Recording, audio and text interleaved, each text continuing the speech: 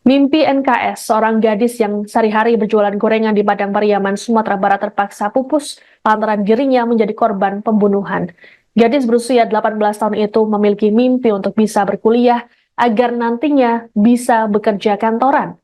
Demi mewujudkan impiannya, NKS memilih berjualan gorengan agar tak membebani orang tuanya.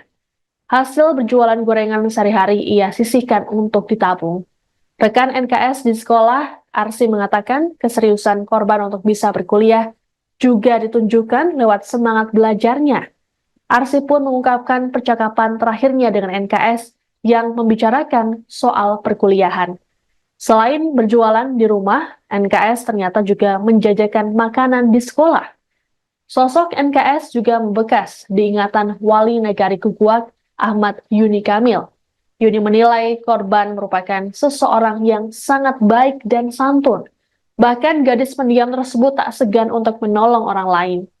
Ayah NKS, Arsil, saat ditemui pada Selasa 10 September mengatakan dirinya sudah meminta sang putri untuk tak berjualan. Arsil menyatakan dirinya akan berusaha keras untuk mencari uang agar bisa menguliahkan NKS. Namun putrinya bersikukuh untuk tetap berjualan dengan alasan membantu orang tua. Hingga akhir hayatnya, NKS pun masih tetap berjualan meski wilayah tempat tinggalnya sempat diguyur hujan lebat.